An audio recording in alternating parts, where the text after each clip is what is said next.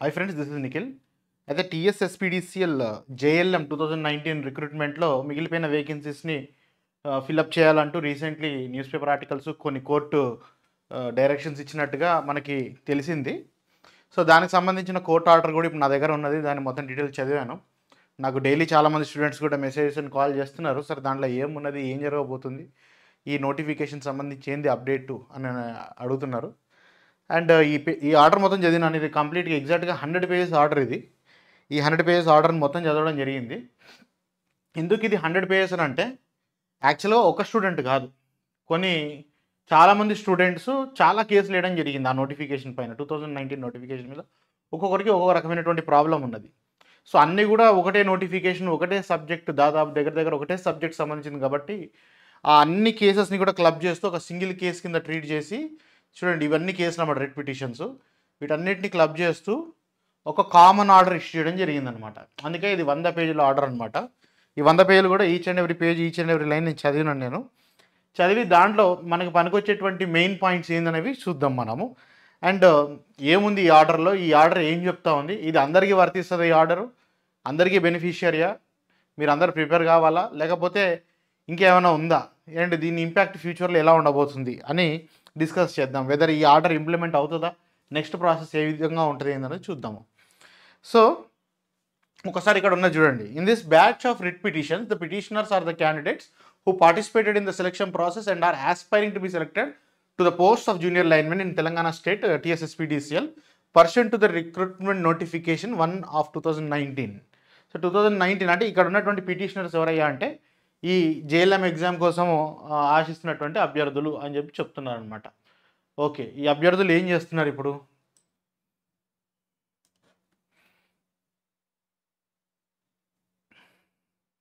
So ఇవన్నీ different case numbers ఇలా ఉన్నాయని చెప్పేసి చెప్తా ఉన్నారు వాళ్ళు. ఇంకొకరికి ఒక్కొక్క సమస్య ఉన్నది.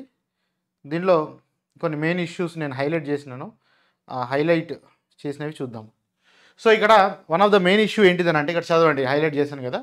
In this writ petition the petitioner is challenging reserving 95% of the post to the district candidates by implementing the presidential order to the notification. It is submitted that the post of junior linemen are not civil posts and therefore presidential order could not have been applied to the set post అనమాట. ఇక్కడ చూడండి, ఇక్కడ subject ఏంటంటే మనకు తెలుసు, TSSPDCL, టీఎస్ఎన్పీడీసీఎల్ రెండు వేరే Jones. ఇప్పుడు టీఎస్ఎస్పీడీసీఎల్ అంటే సౌత్ తెలంగాణ, టీఎస్ఎన్పీడీసీఎల్ అంటే నార్త్ తెలంగాణ. సో టీఎస్ఎస్పీడీసీఎల్ పరిధిలో ఏమేమి డిస్ట్రిక్ట్స్ ఉంటాయి? టీఎస్ఎస్పీడీసీఎల్ పరిధిలో అంటే ఓల్డ్ డిస్ట్రిక్ట్స్ ప్రకారం మాట్లాడుకుంటే పాత డిస్ట్రిక్ట్స్ రంగారెడ్డి, హైదరాబాద్, మెదక్, మహబూబ్ నగర్, నల్గొండ, ఈ 5 డిస్ట్రిక్ట్స్ వస్తాయి అనమాట. మిగిలిన 5 డిస్ట్రిక్ట్స్ నార్త్ తెలంగాణ టీఎస్ఎన్పీడీసీఎల్ కిందకి వస్తుంది ప్రీవియస్ ఓల్డ్ డిస్ట్రిక్ట్స్ ప్రకారం. అయితే టీఎస్ఎస్పీడీసీఎల్ క్యాండిడేట్స్ లోకల్ అనేది ఈ 5 డిస్ట్రిక్ట్స్ ఉన్నటువంటి క్యాండిడేట్స్ లోకల్ క్యాండిడేట్స్ అవుతారు. ఫర్ ఎగ్జాంపుల్ ఒక కరీంనగర్ క్యాండిడేట్ వచ్చి టీఎస్ఎస్పీడీసీఎల్లో జేఎల్ఎం పోస్టులో అప్లై చేస్తా అంటే అతను నాన్ లోకల్ కింద ట్రీట్ చేయడం జరుగుతుంది. సపోజ్ టీఎస్ఎన్పీడీసీఎల్లో నోటిఫికేషన్ వచ్చింది అనుకోండి, మహబూబ్నగర్ నుంచి ఒక క్యాండిడేట్ పోయి టీఎస్ఎన్పీడీసీఎల్లో అప్లై చేసుకుంటే అతను అక్కడ నాన్ లోకల్ కింద ట్రీట్ చేయడం జరుగుతూ ఉంది. అండ్ మనకి లోకల్ రిజర్వేషన్ అనబడేటువంటి ఒక కాన్సెప్ట్ తెలంగాణలో ఉందన్నమాట. తెలంగాణ అండ్ ఆంధ్రప్రదేశ్ 2 స్టేట్స్లో కూడా ఉంది లోకల్ రిజర్వేషన్ అనబడే కాన్సెప్ట్ ఉంది. అది వేరే ఇతర రాష్ట్రాలలో లేదనమాట. మనకి కాన్స్టిట్యూషన్లో ఆర్టికల్ 371D అని ఒక స్పెషల్ ప్రొవిజన్ ఉందన్నమాట. సో ఆ ఆర్టికల్ 371D ప్రకారము ప్రెసిడెన్షియల్ ఆర్డర్ అంటే ప్రెసిడెంట్ ద్వారా ఒక ఆర్డర్ ఇప్పించుకోవచ్చు అనమాట స్టేట్ గవర్నమెంట్.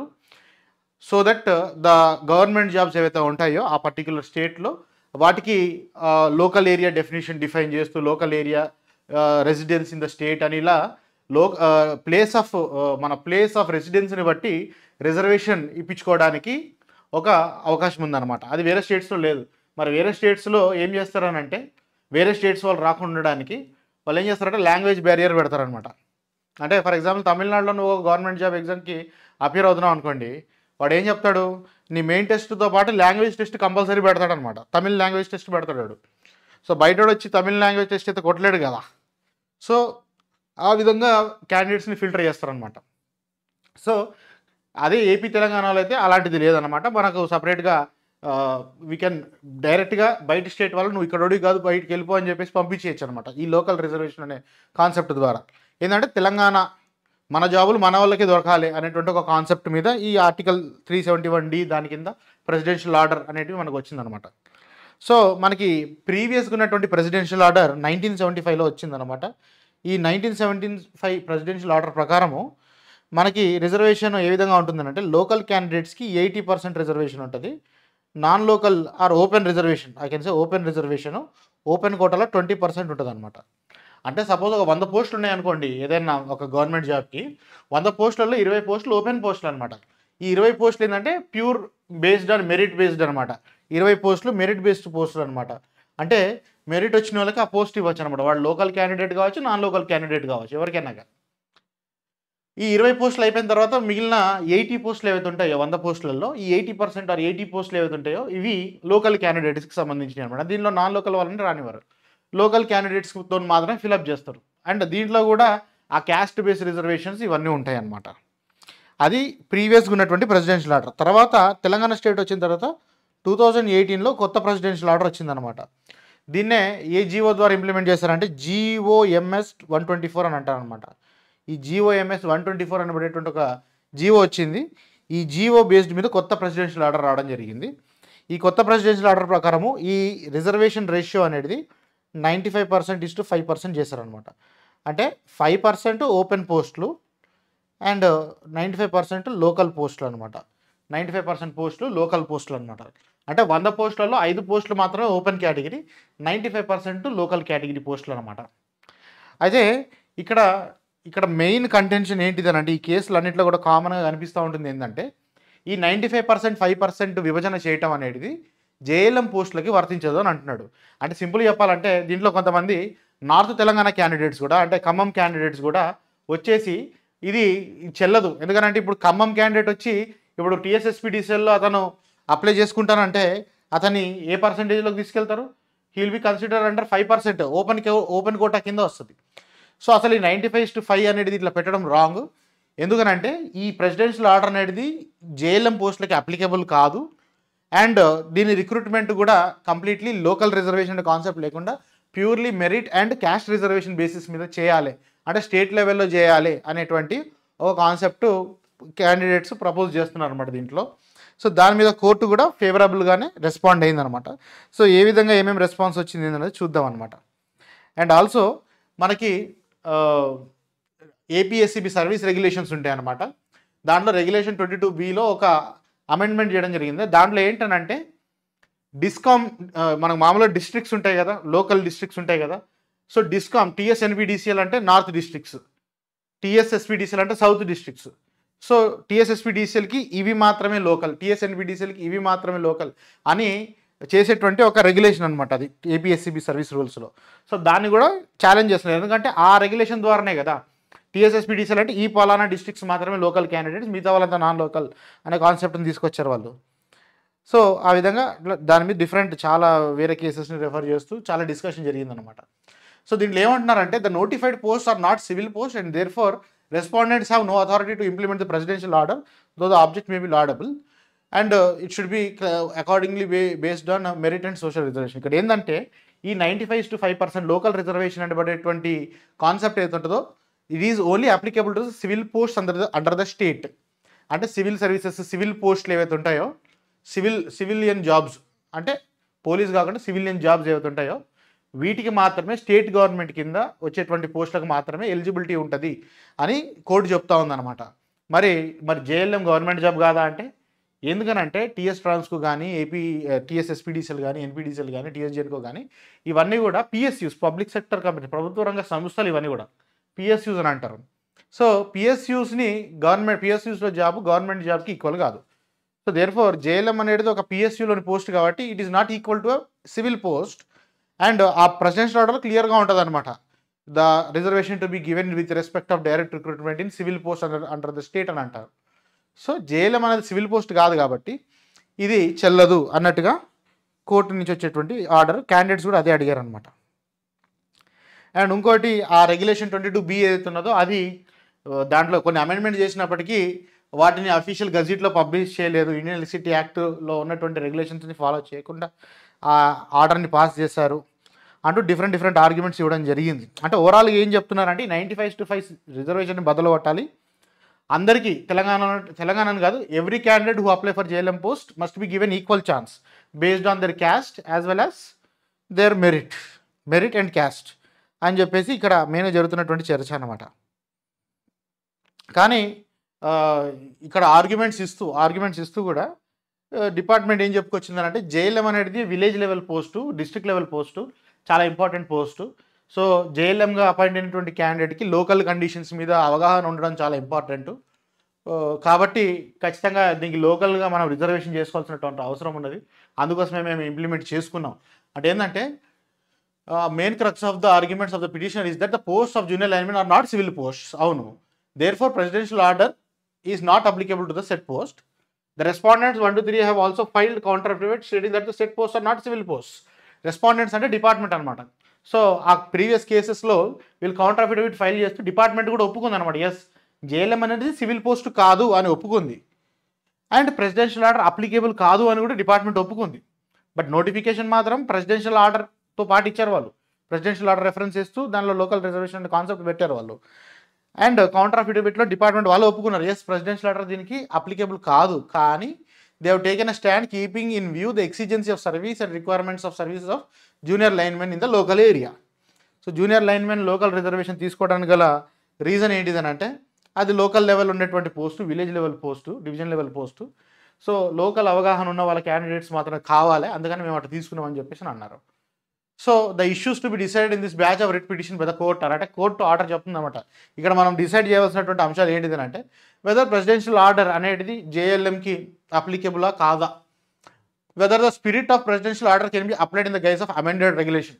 అంటే ప్రెసిడెన్షియల్ ఆర్డర్ని డైరెక్ట్గా అప్లై చేయకుండా సర్వీస్ రెగ్యులేషన్స్ని ప్రెసిడెన్షియల్ ఆర్డర్ స్పిరిట్లో ప్రెసిడెన్షియల్ ఆర్డర్ లాగా ఒక డిఫరెంట్ టైప్ ఆఫ్ వర్డింగ్తోని, అంటే సేమ్ మీనింగ్ ఇచ్చేటట్టుగా, వర్డ్స్ డిఫరెంట్ అయినా కూడా సేమ్ మీనింగ్, ప్రెసిడెన్షియల్ ఆర్డర్ ఏం ఎఫెక్ట్ ఇస్తుందో అదే ఎఫెక్ట్ వచ్చే విధంగా ఒక రెగ్యులేషన్ అమెండ్ చేసి దాన్ని నోటిఫికేషన్ మీద రుద్దడం కరెక్టా కాదా అనే కాన్సెప్ట్ని ఇక్కడ వీళ్ళు ఎక్స్ప్లోర్ చేయదలుచుకున్నారు. ఈ అమెండ్ చేసినటువంటి రెగ్యులేషన్ కరెక్ట్ అయినా కాదా, కాన్స్టిట్యూషనల్లీ వ్యాలిడా కాదా, అది కరెక్ట్గానే ఆ రెగ్యులేషన్ తీసుకొచ్చారా లేదా అనేటువంటి కాన్సెప్ట్ మీద కోర్టు డిఫరెంట్ కేసెస్ని రెఫర్ చేస్తూ వాళ్ళు డిఫరెంట్ వ్యూస్ తీసుకోవడం జరిగింది. అంటే ఫైనల్గా వచ్చేటువంటి రిజల్ట్ అదే అనమాట. సో ఇక్కడ చూడండి, ఒక ప్రీవియస్ ఒక AP Genco JP junior plant attendant recruitment మీద అయినటువంటి ఒక కేసులో even though the AP Genco qualifies as a state instrumentality for the purpose of bringing it within the ambit of 226 of Constitution of India, it is essentially a corporate entity. At best, it can be called as a public sector undertaking. Further held that the employment in its service therefore does not fulfill the requirements to attract the presidential order, and that presidential order has to be constituted strictly and has application only to civil services or the holder of civil post in state government or its local authority. అంటే ఏం చెప్తున్నారంటే AP Genco అనేది PSC ఒక company అది. So దాంట్లో employment అనేది it is not equal to state government job. So ఈ 80% 20% reservation అప్పుడు ఉన్నటువంటి రిజర్వేషన్ అనేది అది అప్లికేబుల్ చేయడం తప్పు కాదు, అది తప్పు, అది కరెక్ట్ కాదు. సో టీఎస్ జెన్కో మీరు చేసిన తప్పుల్ని సరిదిద్దుకోమని చెప్తూ ఆ ప్రీవియస్గా ఆర్డర్స్ ఇవ్వడం జరిగింది అన్నమాట పాత కేసులలో. సో ఆ ఆర్డర్ వచ్చిన తర్వాత ఏం చేశారనంటే ప్రెసిడెన్షియల్ ఆర్డర్ని డైరెక్ట్గా అప్లై చేయకుండా రెగ్యులేషన్స్ని అమెండ్ చేస్తూ ఇండైరెక్ట్గా ప్రెసిడెన్షియల్ ఆర్డర్ స్పిరిట్ని తీసుకురావడం జరిగిందనమాట లోకల్ రిజర్వేషన్ ఇవ్వడానికి కోసం. ఓకే, తర్వాత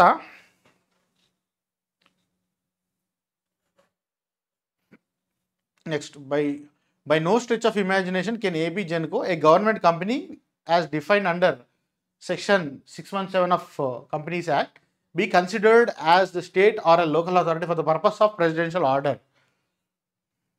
ఓకే, అంటే డిఫరెంట్ కేసెస్ని రెఫర్ చేస్తూ వాళ్ళ పాయింట్ని కన్ఫర్మ్ చేస్తున్నారు అనమాట.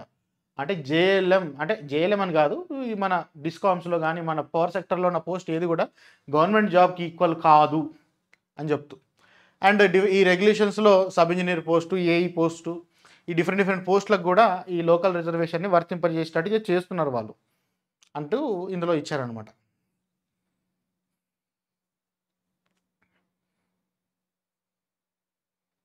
యాక్చువల్లీ ఇది ఒక ల్యాండ్ మార్క్ కేసు అనమాట పవర్ సెక్టర్లో నెక్స్ట్ ఫర్దర్ వచ్చే రిక్రూట్మెంట్ మీద. ఎందుకనంటే ఈ రిక్రూట్మెంట్ ఈ ఆర్డర్ క్లియర్గా తేల్చి చెప్తుంది అనమాట. ఏంటంటే ఈ లోకల్ రిజర్వేషన్ అనే కాన్సెప్ట్ పవర్ సెక్టర్లో అప్లికేబుల్ కాదు.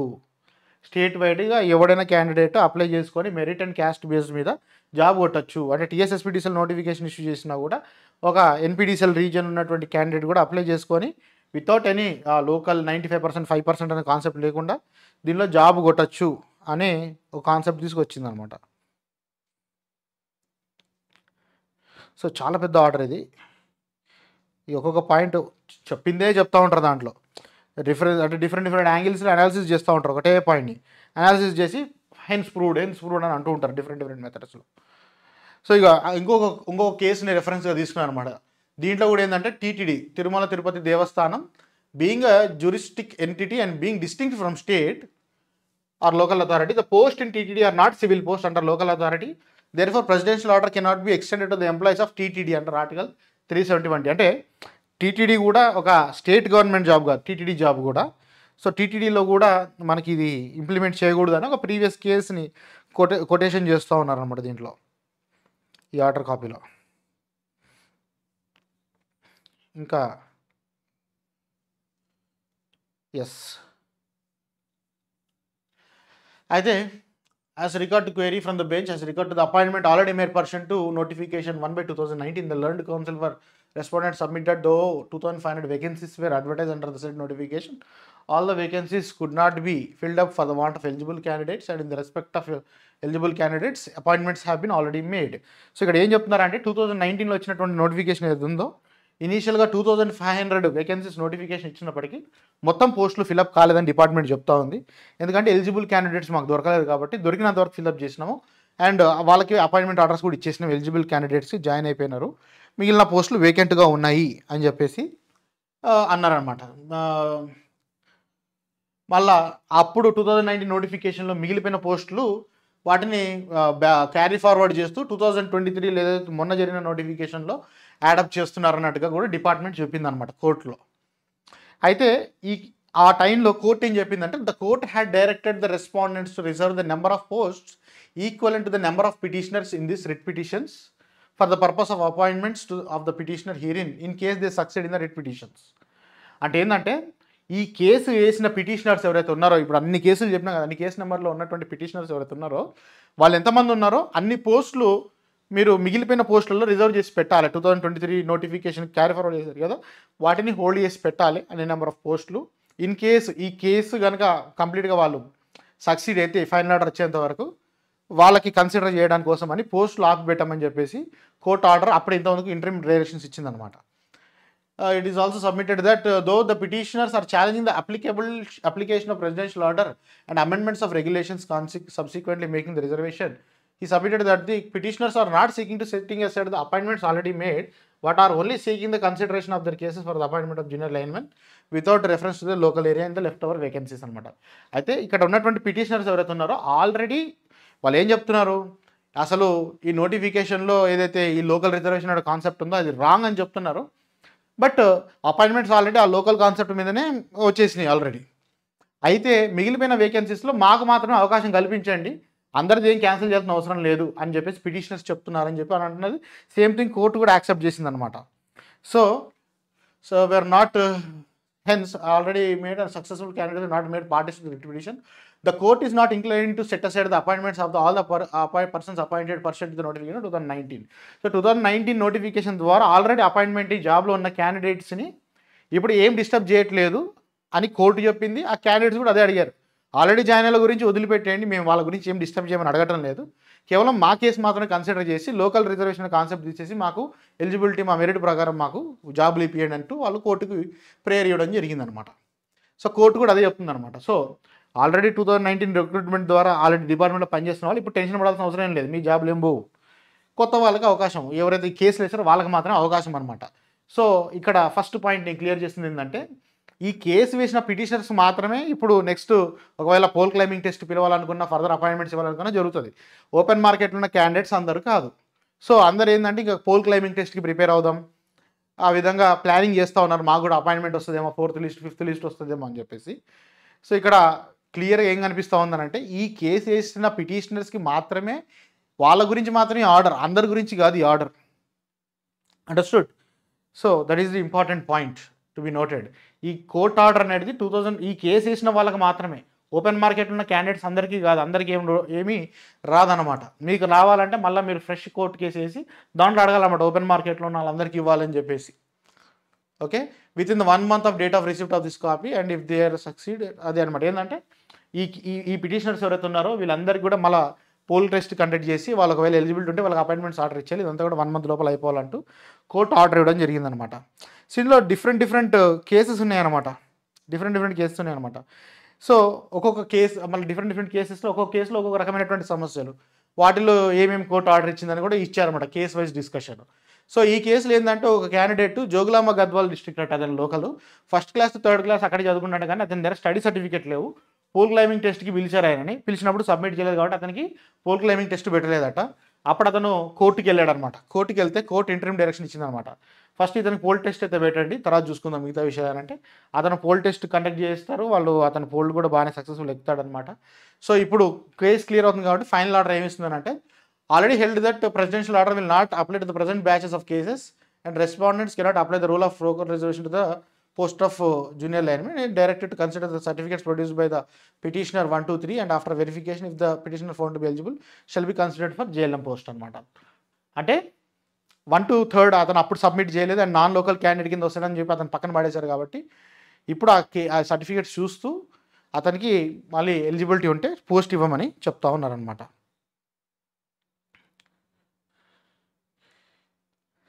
మళ్ళీ ఇంకొకటి ఇదేంటంటే, ఆ candidate for example Medchal మల్కాజ్ district అనేది ఇప్పుడు వచ్చింది, దానికంటే ముందు ఏం డిస్ట్రిక్ట్ అది, రంగారెడ్డి డిస్ట్రిక్ట్. సో ఆ క్యాండిడేట్కి అప్పట్లో వచ్చిన సర్టిఫికేట్స్ అన్ని రంగారెడ్డి అని ఉంటుంది, మేడ్చల్ మల్కాజ్గిరి అనేది ఇక్కడ ఉండదు.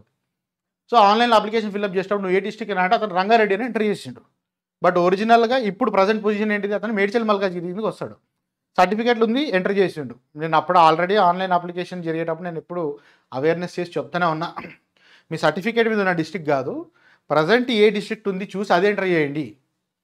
మీ సర్టిఫికేట్ రంగారెడ్డి అని ఉంటుంది, కానీ ఇప్పుడు ప్రజెంట్ పొజిషన్ ప్రకారం మేడ్చల్ మల్కాజ్గిరిలో ఉండొచ్చు. సో మేడ్చల్ మల్కాజ్గిరి అని ఎంటర్ చేయండి. దాంట్లో కొంతమంది క్యాండిడేట్స్ ఏంటంటే రంగారెడ్డి ఉందని చెప్పి రంగారెడ్డి ఎంటర్ చేశారు, సర్టిఫికేట్ వెరిఫికేషన్ పోయే వరకు ఏమైపోతుంది, రంగారెడ్డి సర్కిల్కి పిలుస్తారు అతన్ని, పోయి చూస్తే ఈయన సర్టిఫికేట్స్ అని మేడ్చల్ మల్కాజ్గిరి జోన్లో పడతాయి. సో రంగారెడ్డి సర్కిల్లో అతన్ని 5% కోటాలో కన్సిడర్ చేస్తారు. 5%లో పెడితే అతనికి జాబ్ వస్తుందా, జాబ్ రాదు.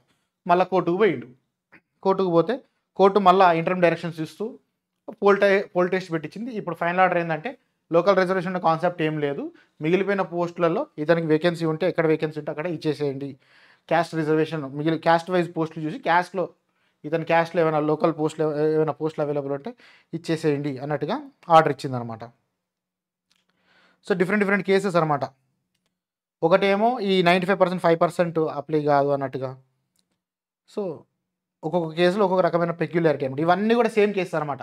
అప్లికేషన్ చేసేటప్పుడు రాంగ్ డిస్ట్రిక్ట్స్ పెట్టారనమాట, అంటే ఓల్డ్ డిస్ట్రిక్ట్స్ ఏది ఉందో అది పెట్టారు, ఇప్పుడు పోయి చూసే వరకల్లా అది డిస్ట్రిక్ట్ ప్రజెంట్ న్యూ డిస్ట్రిక్ట్ వేరే ఉంటుంది, ఆ ఓల్డ్ డిస్ట్రిక్ట్ సర్కిల్కి పోయే వరకల్లా అతను నాన్ లోకల్ కింద కన్సిడర్ అయిపోతాడు.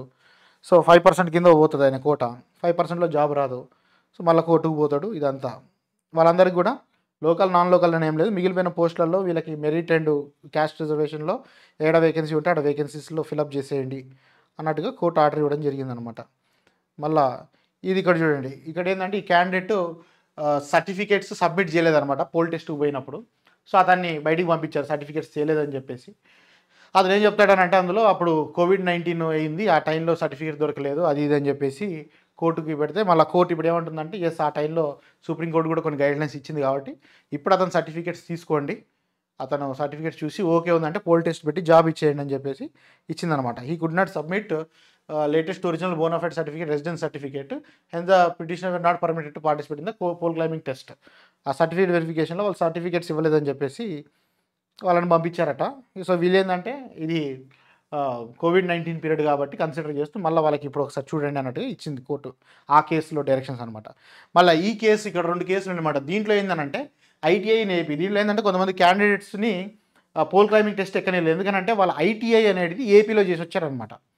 సో ఏపీలో చేసి వచ్చారు కాబట్టి వీళ్ళకి not eligible for the pole climbing అని చెప్పేసి వీళ్ళని బయటికి పంపించారు డిపార్ట్మెంట్ వాళ్ళు పోల్ క్లైంబింగ్ అప్పుడు. సో దీని మీద వీళ్ళు కేసు ఏంటిది అంటే, ITI అనేది ఇది నేషనల్ వైడ్ రికగ్నైజ్డ్ NCVT ద్వారా ఎగ్జామ్ కండక్ట్ చేసి వచ్చినటువంటి సర్టిఫికేట్ కోర్సే అది. ఇది ఏపీలో అయినా, కర్ణాటకలో అయినా, తెలంగాణలో అయినా, ఎక్కడైనా కానీ అది కోర్స్ ఒకటే, దాని వ్యాలిడిటీ ఒకటే, కాబట్టి మమ్మల్ని కన్సిడర్ చేయాలి అంటూ వాళ్ళు కేసు వేయడం జరిగిందనమాట. కేసు వేయడం జరిగింది.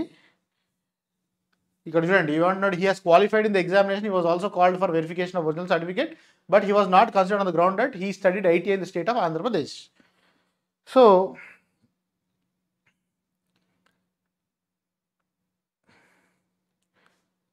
Yes, completed the ITI training course in state of Andhra Pradesh, they are not eligible to be considered in the state of Telangana అని చెప్పేసి వాళ్ళని రిజెక్ట్ చేసి పంపించడం జరిగిందని అన్నారు. అయితే నోటిఫికేషన్లో ఏమని ఇచ్చారు దీని గురించి, ఐటీఐ క్వాలిఫికేషన్ గురించి ఏంటని ఇక్కడ ఇచ్చారనమాట. So yes completed ITI or inter IVC in combined AP or Telangana. అర్థమైందా? కంబైన్డ్ ఏపీ లేదా తెలంగాణ.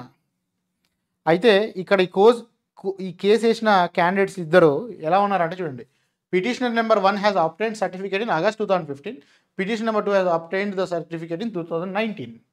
సో 2015-2019లో వీళ్ళు ఐటీఐ పాస్ అయ్యారు ఏపీలో. సో 2015లో ఏపీలో పాస్ అయ్యారంటే అది కంబైన్డ్ ఏపీయా? కాదు కదా, సపరేటెడ్ ఏపీ కదా. So definitely as per law they are not eligible. Same thing అదే కోర్టు కూడా కన్ఫర్మ్ చేసిందనమాట. ఒకవేళ మీరు కంబైన్డ్ ఏపీలో ఐటీఐ పాస్ అయ్యి ఉంటే యూఆర్ ఎలిజిబుల్ కంబైన్డ్ ఏపీలో ఆర్ తెలంగాణలో మాత్రమే. సో దాంట్లో ఎటువంటి ఇంటర్ఫిరెన్స్ లేదు అని చెప్పేసి కోర్టు చెప్పిందన్నమాట. సో వాళ్ళకేం ఛాన్స్ ఇవ్వలేదన్నమాట. సో అదనమాట దీంట్లో ఉన్నటువంటి మెయిన్ పాయింట్స్ ఇవే అనమాట ఈ కేసుకు సంబంధించినటువంటిది. Okay right. So that's it. So ఫైనల్గా నేను చెప్పొచ్చే కంక్లూజన్ ఏంటిదని అంటే, ఈ కేసు అనేది ఒక ల్యాండ్ మార్క్ కేసు. ఫర్దర్ చాలా కేసులు పడేటువంటి ఛాన్స్ ఉంటుంది పవర్ సెక్టర్ రిక్రూట్మెంట్ మీద. ముందు ట్రాన్స్కో నుంచి కానీ, జెన్కో నుంచి కానీ, ఎస్పీడీసీఎల్ కానీ, ఎన్పీడీసీఎల్ నుంచి ఏ నోటిఫికేషన్ వచ్చినా కూడా ఈ కేసుని ఇప్పుడు రెఫరెన్స్ చేస్తూ మస్తు కేసులు పడతాయి. ఇప్పుడు ఎస్పీడీసీఎల్లో పోస్టులు పడ్డాయి అనుకోండి, ఏఈ పోస్టులు, సబ్ ఇంజనీర్ పోస్టులు, ఎన్పీడీసీఎల్లో పడ్డాయి అనుకోండి, వాళ్ళు ఎస్పీడీసీఎల్ డిస్ట్రిక్ట్స్ అని చెప్పేసి, డిస్ట్రిక్ట్స్ కవర్ అండర్ టీఎస్ఎస్పీడీసీఎల్ అని చెప్పేసి వాళ్ళకి 95% రిజర్వేషన్, మిగతా వాళ్ళకి 5% ఓపెన్ కేటగిరీ పోస్టులు అని చెప్పేసి ఇస్తుంటారు కదా. ఇప్పుడు దాని మీద పడుతుంది అనమాట. అంటే ఈ కోర్టులో డిసైడ్ చేసిన ప్రిన్సిపల్స్ ప్రకారం ఏంటంటే, పవర్ సెక్టర్ జాబ్స్లో ఈ లోకల్ నాన్ లోకల్ అనే కండిషను ఈజ్ నాట్ వ్యాలిడ్. ఎందుకంటే పవర్ సెక్టర్ పోస్టులలో ఈ local non local reservation concept దేని ద్వారా తీసుకొచ్చారంటే, ఏపీఎస్సీబీ సర్వీస్ రూల్స్లో ఆ రెగ్యులేషన్ 22B ద్వారా తీసుకొచ్చి రావడం జరిగింది. అయితే ఆ రెగ్యులేషన్ 22B అనేది as per law, as per procedure ద్వారా దాన్ని తీసుకురాలేదు.